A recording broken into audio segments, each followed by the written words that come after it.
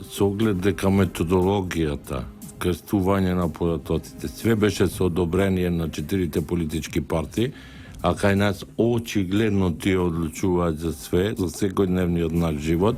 Државната изборна комисија очигледно постапи под тие насоки и таму сите тие 4 политички партии имаат своји представници и за тоа веќе јавно се кажува и не се ни дебатира кога ќе се избираат тие представници.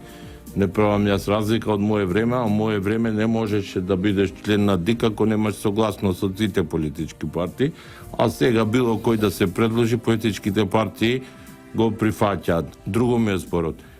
Списокот нема да е пречка за изборите на 11 декември и не би сакал да создавам некои недоумици и недоверба.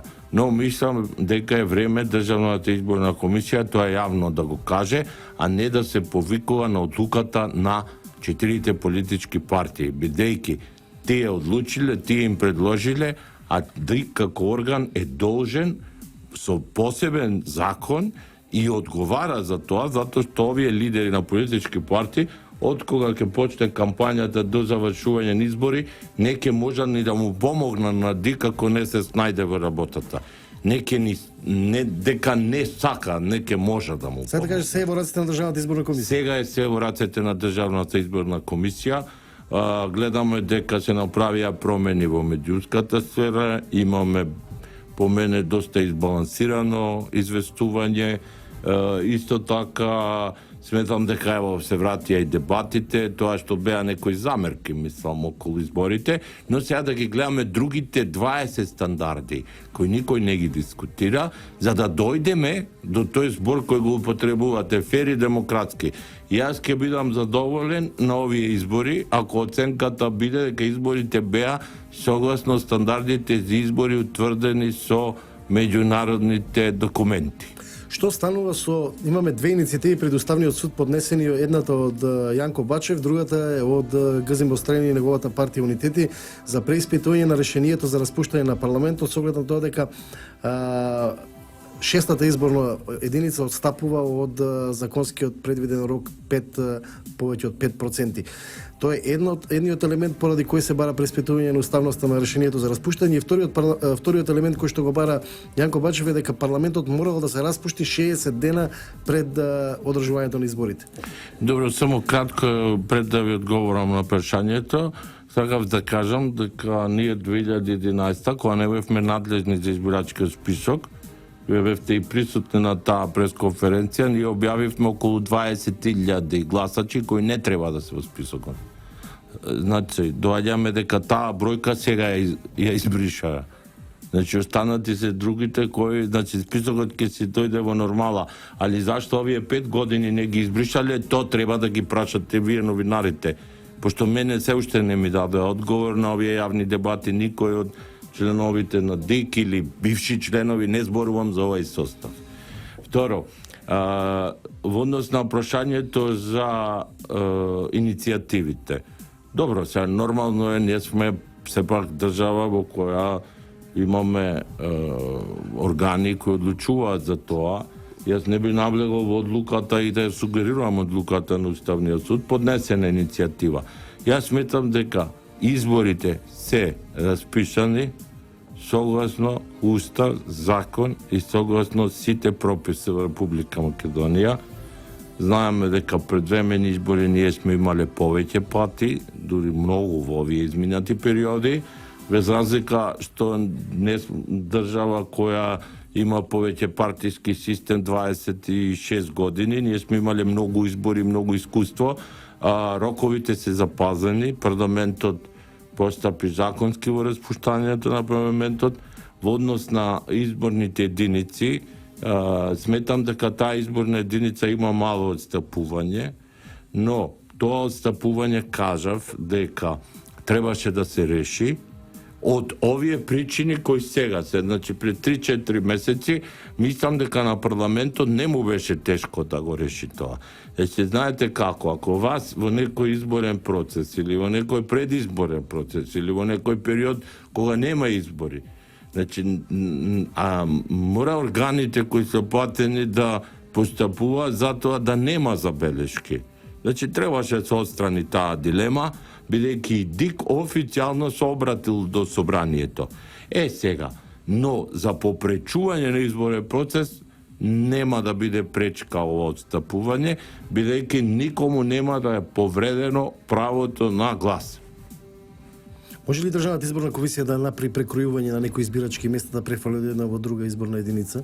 Не. Мора тоа да помине парламент. Не, и тоа не смее да го направи, да има Не прашам затоа надлежност. што имаше некои експерти кои велат дека тоа прашање може да го затвори ДИК. Никогаш не треба тоа да го прави ДИК на 50 дена пред избори. Требало да мислам на време, бидејќи, вие знаете, повторно ќе дојдеме во ситуација да избирачите не се информирани каде гласат и на денот на изборите да се бараат по зградите, така, а не дај Боже да се сменат општини и да не го остварат правото на глас, па да даваат приговори, а изборите се завршени. Бидејќи треба да сватиме дека има државата и некои рурални средини, има градски средини, не се сите луѓе запознаени, значи тоа треба со време да се прави и да има можност, сега не треба да се експериментира. Тоа е што е. Ако велиме дека изборниот збирачкиот список, Државната изборна комисија е условно екипирано, како што велите вие, професионализирана, подготвена како никогаш до сега да организира избори. Спомнавте дека медиумската балансираност е веќе очигледно видлива, дури во некои ситуации во поголема корист на опозицијата. Кои се останатите прашања кои што треба да заокружат сликата дека Македонија може да организира, односно да се случат во Македонија избори кои што на крајот на 11 декември во 19 часот победникот, односно поразениот ќе го признае изборните резултати, му честита на победникот. Сметам дека условите за да дојде до признавање на резултатите се создадени. Од кои причини сите одлуки во овој изменет период се донесоа со консензус од 4 главни политички партии. Но никогаш немој да заборавите дека во изборниот процес ќе има и други учесници кои исто така со своји експертски тимови ќе се уклучат. Значи, Државната изборна комисија, верувајте, не знам колку извршители има, но има 34 подрачни оделенија, има голем број на извршители во постојан работен однос. Значи, Државната изборна комисија веќе спаѓа како самостоен орган и има капацитет, физички зборуваме, персонален, како едно поголемо министерство. Со него треба да се менаџира. Првиот услов е овие 9 членови кои се избрани во ДИК да сватат дека овие избори се многу битни, како што и претходните, но треба да се тргнат од политичките влијанија. Во колку не се тргнат од политичките влијанија, овој состав обемен, голем, извините, од 9 членови, секогаш ќе има некој што може да ја кочи работата на тој орган, да создава непотребни, би кажал, обструкции во работата и затоа треба тие да ги носат суштинските одлуки, а другиот дел технички да го препуштат на службата, која служба е доста искусна во спроведување на голем број изборни процеси, бидејќи секоја грешка може да направи и не сакајки грешка може да го наруши изборниот процес. Второ, политичките партии, учесниците во изборната трка мора да сватат и тие во однос на предлозите нивни за членови на избирачки одбор, да се ставаат луѓе со искуство, луѓе кои биле во изборните органи, бидејќи суштината и основата е избирачкиот одбор. А ние во тие избирачки одбори имаме 30.000 членови, кои се под контрола на општинските и се под контрола на ДИК. Но сите тие треба да се добро едуцираат, добро да се обучат, со добри јасни правила. Ние тие правила ги имаме воспоставено во овие 20 години, овој состав на ДИК само може да ги појасни и тие. Трето, мора да внимава на сугестиите од некои домашни и странски експерти кои се дебело вмешани во работата на ДИК. Во смисла? Во смисла на сугестии кои треба да не се комплицираат состојбите во овој период, бидејќи роковите се кратки, роковите се скратени, навреме треба да се објават сите спотови, навреме треба да се напочне едукација на граѓаните, навреме треба каде едукација за младите гласачи. Знаете која бројка на лица ќе стават кои првпат ќе го остварат правото на глас. Дали се овозможено гласање, пристапни рампи за инвалидизираните лица. Сите тие елементи може би овој изборен процес нема да ни се ценат, но верувајте, за фери демократски избори ќе ви наброам може би уште 10 причини, 10 услови за да дојдеме до тоа што сите сакаме. Тоа е она што се однесува на ДИК. У обштествен контекст на останатите прашања, медиумите е прашање кое што релативно за сега... Медиумите ќе имат исто клучната улога. Мислам дека е добро. Јас имам печаток, нема што, дека е добро почнато и треба да се задржи то до изборите. До изборите. И веројатно и потоа. Да, видите, значи посебно е медиумите во изборите. Значи знаете вие која дезинформација што може да се случи на еден медиум. Што останува со останатите субјекти? Например, ривалитетот во Министерство за внатрешни работи. Некои велат дека можни се власта ја обвинува опозицијата обвинува власта за подготвување изборни инциденти со условно кажано своји политички приврзаници во Министерство за внатрешни работи, што е работа која што не е баш интересна, добра и за комплетната слика. Верувајте за мене, не само што не е сватливо и не е прифатливо на што барем изворно не сум информиран и не можам да информирам, немам никакво својство освен адвокат, но сметам дека ето тука е довербата за изборите. Значи, еден од сегментите Министерството за внатрешни работи. Како сакате луѓето да веруваат во добар изборен ден, во добра изборна атмосфера, предизборна атмосфера, ако гледаме онакви сцени?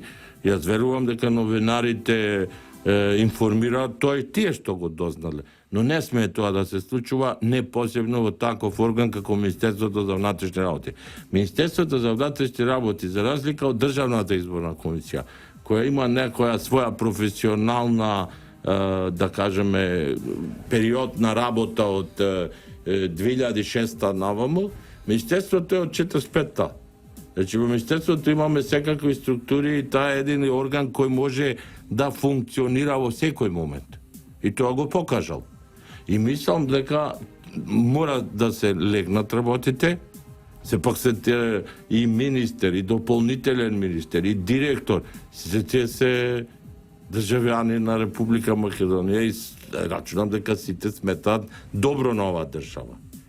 И се знае дека се тие и избрани функционери имаат одговорност и мислам дека тие недоразбирања мора поитхитно да се отклонат во овој период, какви да се и било каков, да речеме, обсег. По мене неприфатливо е да се даваат изјави од било кого, значи не изјавам никого, ни министер, ни дополнителен министер, а и треба да сватат дека раководат со еден сериозен орган кој ќе е многу клучен во овие избори. Друго прашање кое што може да го засени изборниот процес, односно чистиот изборен процес е случувањата со и околу специјалното јавно обвинителство, кое што и деноиве ги гледавме како сцени во Македонија. Опозицијата, односно власта, владеачката партија и голем дел аналитичари сметаат дека СЈО го засилува темпото на работа и активностите во функција на предизборна кампања на Социјалдемократскиот сојуз. Јас морам да ви кажам дека имав една изјава за специјалното јавно обвинителство околу неговата работа. Јас сметам дека тие таму имаат искусни лица, знаат и одговараат за својата работа, но видите, во овој момент, ево гледате, има и од јавното обвинителство и од специјалното се создава некоја конфронтација. Во МВР се создава некоја конфронтација, сето тоа се одразува на граѓаните. Медиумите го пренесуваат, граѓаните го гледат, сето тоа не е добро за овој предизборен период. Тоа ви го кажувам, мислам, не е добро. Значи, јас сум убеден дека ќе има избори, но сликата која се покажува во јавноста, јас мислам дека сите тие треба да работат без многу помпа, а Државната изборна комисија таа која треба да ја присутна во јавноста, да ги убедува луѓето дали има услови, дали нема услови. Имаме ние техничка влада за спроведување на избори која со закон е имплементирано. Има премиер технички кој треба овие работи да ги разгледа. И пак, да се разбериме, тие органи... Меѓутоа, активностите на СЈО се очигледно во функција на експонирање во овој период во јавност. Па видите, може би се за експонирање, но тоа може да го прави редовното обвинителство. Ако почне тоа сите да го прават, треба да имаат аргументи за се тоа што го прават. Бидејќи јас кажав, иако не им е продолжен мандатот, по мене, а ево се поклопи изјавата вчера некаде ја слушнав, дека било кој да победи на овие избори, ќе го продолжи рокот. Значи, тоа специјално обвинителство, сепак, надлежниот кој е избран треба да си внимава и истиот треба, ако има аргументи, без многу помпа да си ја вршат работата. Меѓутоа, со СЈО има еден друг проблем на однесувањето, јавното однесување, да речеме, на првиот специјален јавен обвинител Катица Јанева, кога настапите во телевизија, од типот, не сакам да кажам колку плата земам, тоа нема потреба да ви интересира вас. Случајот кој што вчера го отвори јавното обвинителство за следење луѓе без претходно обезбедени судски налог за посебни истражни мерки. Сето тоа е у најмала рага кажано дилетантски однесување и несериозно однесување. Видите, секој, јас сум бил и функционер и сега сум адвокат и работам со кривична материја. Треба да сватат дека секој за тоа си ја носи одговорноста. Никој не може да му каже како се однесува специјалниот обвинител пред телевизија, за тоа народот го следи и оценка на народот ќе по тоа на органите за неговата работа. Да, ама ако следите некој без и прислушкувате без истражна не знам мерки... за овај случај, верувајте, вчера воопшто не бев, значи од вас прв пат го слушам и не би можел да го коментирам. Знам дека имаше приведување и пуштање од станица Беко. Понатака стварно не знам што превзело редовното обвинителство. Покрена постапка вчера за испитување на случајот со оглед на тоа дека истражителот немал обезбедено судско решение за обезбедување мерка на како се нарекува. Значи секој кој се нафрече на одредена функција треба да знае дека може да ја врши таа функција или не може. Не може кај нас, например, се случува да секој било што да му е понудено се прифаќа за функција. Значи, има тука елемент на одговорност, има и да се даде оставка ако не може да се врши. Значи, не може да се зборува, да се прави нешто што не е по закон, јавноста следи и сега доаѓаме до конфронтација, па баш во предизборен период. И се тоа ми дава за право да кажам дека секој треба сам да си ја сноси одговорноста за неговите потези. Ако јас изгледам на телевизија, ако јас одам во собрание и зборувам тоа што јас мислам, го цени јавноста. Јас сум бил на тие функции и знам зашто ми се случувало за еден збор, а кога ќе видиш дека не можеш да си ја вршиш работата, дали си попречуван, дали си, например, едноставно обструиран, како јас тоа напишав во мојата оставка, јас се трнав, немав доверба. Значи, вие за да ја вршите таа функција, посебно обвинителите, не специјалното, републичкото, во овој клучен момент, со новиот закон за ЗКП, вие знаете ли кои овластувања ги имаат сите тие? Значи, не зборувам јас само за специјалното. Треба да сватат дека во моментов нема, тие се клучните луѓе, дали на некого ќе му скројат судбина таква или друга. Па токму во тој... И затоа треба да внимаваат и да се носи одговорност. А мој апел е и сите други кои вршат контролата на тие органи, верувајте, мора да се професионалци. Без никаков партиски багаж.